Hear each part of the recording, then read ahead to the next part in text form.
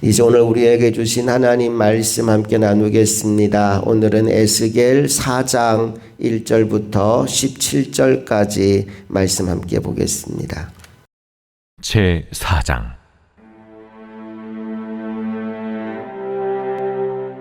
너 인자야, 토판을 가져다가 그것을 내 앞에 놓고 한 성읍 곧 예루살렘을 그 위에 그리고 그 성읍을 에워싸되 그것을 향하여 사다리를 세우고 그것을 향하여 흙으로 언덕을 쌓고 그것을 향하여 진을 치고 그것을 향하여 공성퇴를 둘러 세우고 또 철판을 가져다가 너와 성읍 사이에 두어 철벽을 삼고 성을 포위하는 것처럼 에워싸라. 이것이 이스라엘 족속에게 징조가 되리라. 너는 또 왼쪽으로 누워 이스라엘 족속의 죄악을 짊어지되 네가 눕는 날수대로 그 죄악을 담당할지니라. 내가 그들의 범죄한 횟수대로 네게 날수를 정하였나니 곧 390일이니라. 너는 이렇게 이스라엘 족속의 죄악을 담당하고 그 수가 차거든 너는 오른쪽으로 누워 유다 족속의 죄악을 담당하라. 내가 네게 40일로 정하였나니 하루가 1년이니라. 너는 또 내 얼굴을 에워싸인 예루살렘 쪽으로 향하고 팔을 걷어 올리고 예언하라. 내가 줄로 너를 동일이니 네가 에워싸는 날이 끝나기까지 몸을 이리저리 돌리지 못하리라. 너는 밀과 보리와 콩과 팥과 조와 귀리를 가져다가 한 그릇에 담고 너를 위하여 떡을 만들어 네가 옆으로 눕는 날수 곧 390일 동안 먹되 너는 음식물을 달아서 하루 20세겔씩 때를 따라 먹고 물도 6분의 1 흰씩 되어서 때를 따라 마시라. 너는 그것을 보리떡처럼 만들어 먹되 그들의 목전에서 인분불을 피워 구울지니라.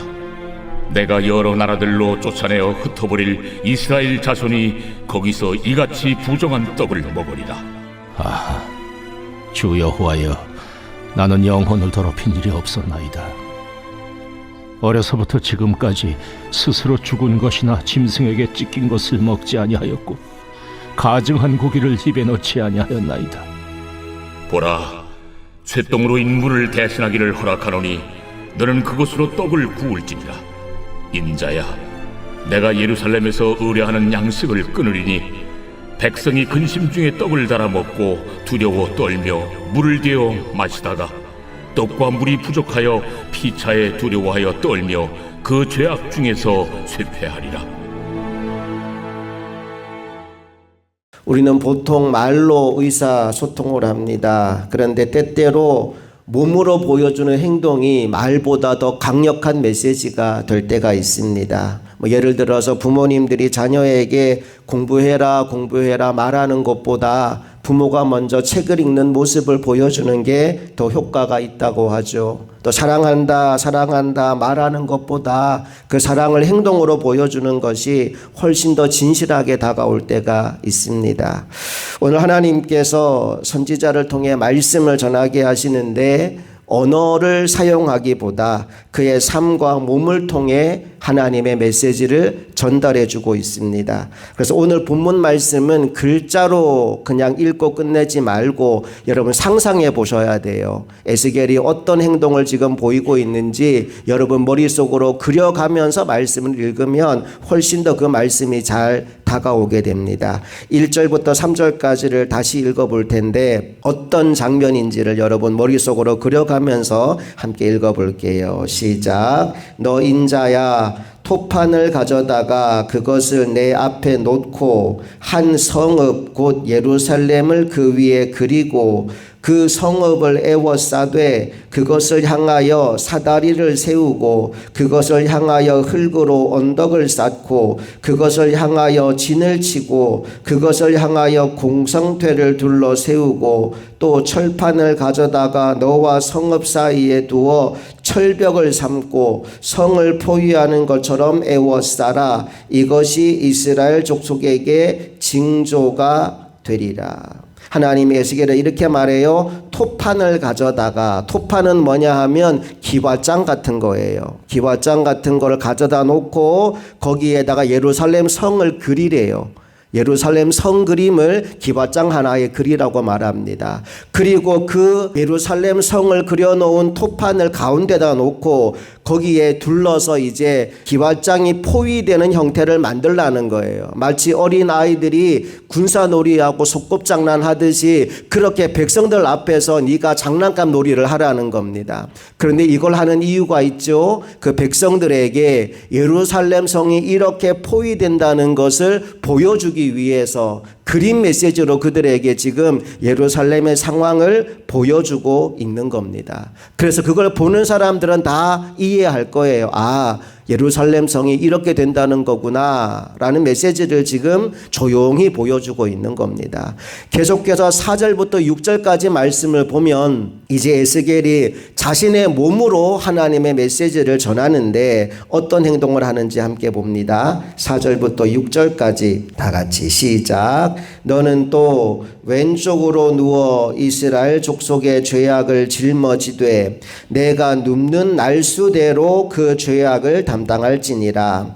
내가 그들의 범죄한 횟수대로 내게 날수를 정하였나니 곧 390일이니라. 너는 이렇게 이스라엘 족속의 죄악을 담당하고 그 수가 차거든 너는 오른쪽으로 누워 유다 족속의 죄악을 담당하라. 내가 내게 40일로 정하였나니 하루가 1년이니라. 하나님이 에스겔에게 사람들이 다 볼 수 있는 야외에서 누워 있으라 말합니다. 왼쪽으로 390일, 오른쪽으로 40일을 누워 있으라고 말합니다. 그러면 백성들이 가면서 에스겔을 볼 때 의아하지 않겠습니까? 아니, 날마다 밖에 나와서 누워 있는데 뭐로 누워 있는 거예요? 왼쪽으로 390일을 누워 있고 오른쪽으로 40일을 누워 있습니다. 궁금하지 않겠습니까? 도대체 당신 지금 뭐 하고 있느냐고, 왜 그렇게 누워 있느냐고 아마 사람들이 궁금해서 물어볼 겁니다. 하나님이 에스겔에게 이렇게 말씀합니다. 왼쪽으로 누워 있는 390일은 이스라엘의 죄를 담당하는 기간이다. 북이스라엘이 나에게 큰 죄를 지었는데 그 죄의 결과로 너는 왼쪽으로 누워 있는 것이고 너의 누워 있는 그 행동으로 말미암아 너는 북이스라엘의 죄를 담당하는 것이다. 오른쪽으로 40일 동안 누워 있는 것은 남유다의 죄악 때문인데 남유다의 죄 1년을 하루로 계산해서 너는 40일 동안 남유다 백성들이 지은 죄를 담당해야 하는 것이다. 거의 1년 넘는 기간 동안 에스겔은 좌로 우로 누워서 남유다와 북이스라엘의 죄를 감당해야 된다라고 말씀하고 있습니다. 이 몸으로 보여주는 메시지를 통해서 하나님이 우리에게 알려주는 게 뭡니까? 첫째, 우리의 죄가 그렇게 무겁다는 거예요.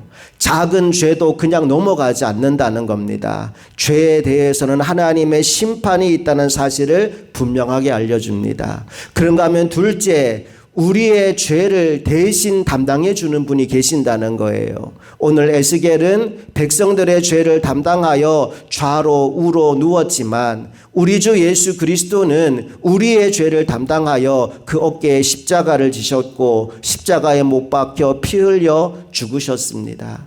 우리의 죄에 대한 대가를 대신 짊어지신 은혜를 오늘 에스겔이 미리 우리에게 보여주고 있는 거죠. 자, 그런가 하면 또 다른 메시지를 또 다른 행동을 통해서 보여주는데 9절부터 11절까지 말씀을 또 같이 읽어봅니다.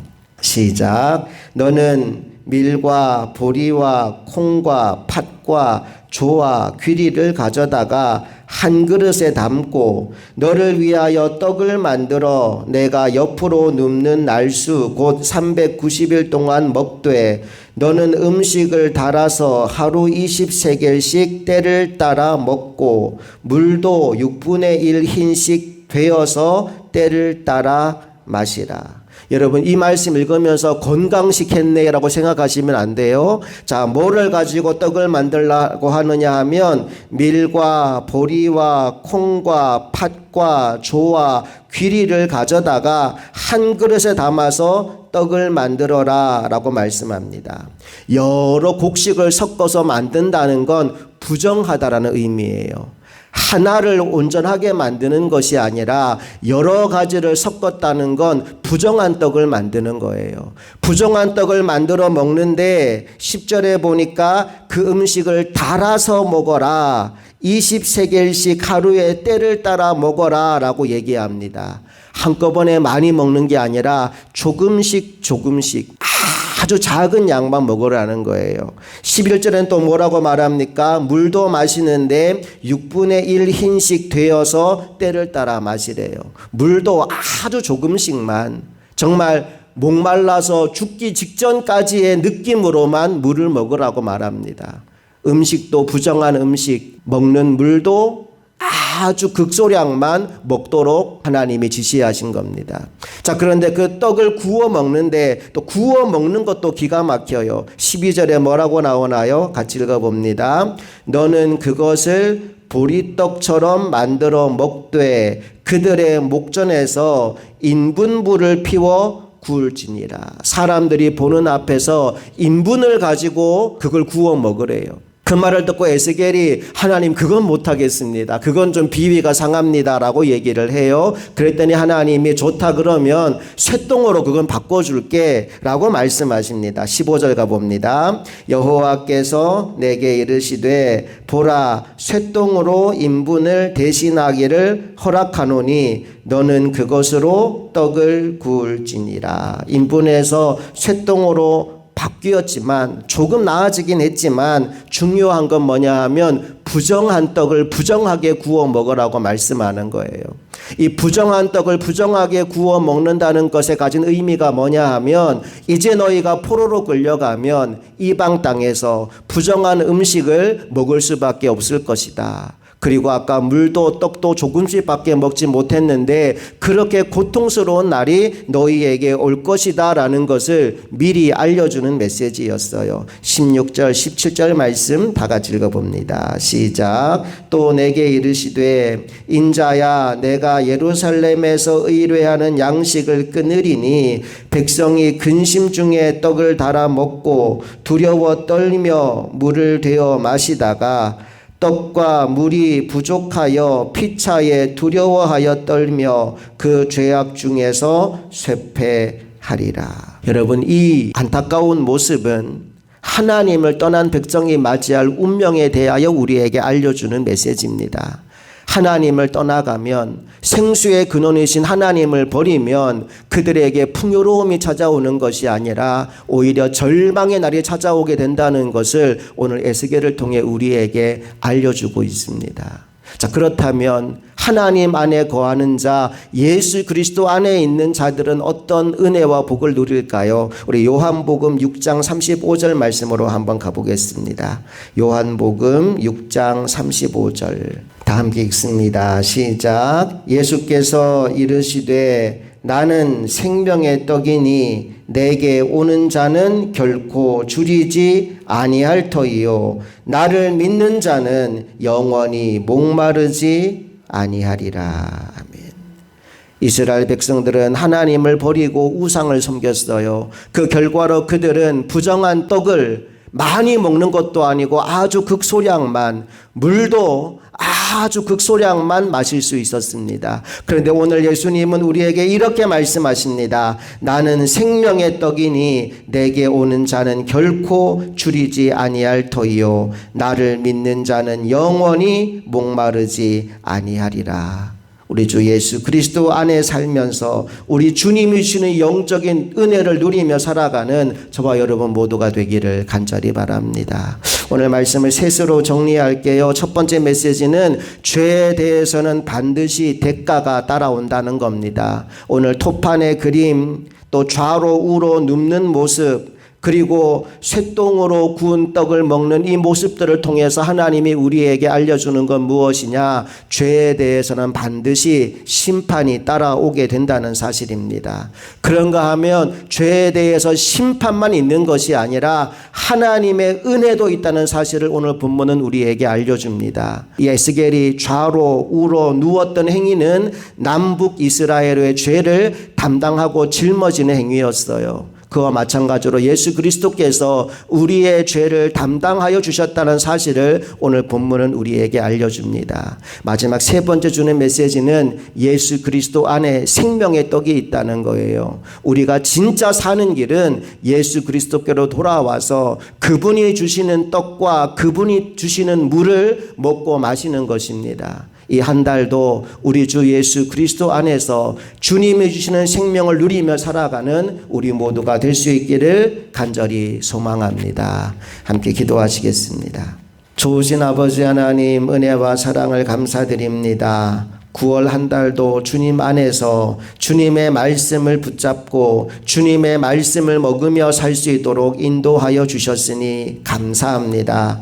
우리의 죄를 대신 짊어지신 예수 그리스도의 은혜와 그리스도 안에 있는 모든 자에게 생명의 떡 그리고 생수를 아낌없이 부어주시고 먹여주신다는 사실을 기억하고 이 한 달도 주님 안에서 주와 동행하며 살아가는 믿음의 종들이 다 되게 하여 주시옵소서. 우리 삶의 걸음을 통해 주님 홀로 영광 받으시기를 간절히 소망하며 우리 주 예수 그리스도의 이름으로 기도합니다.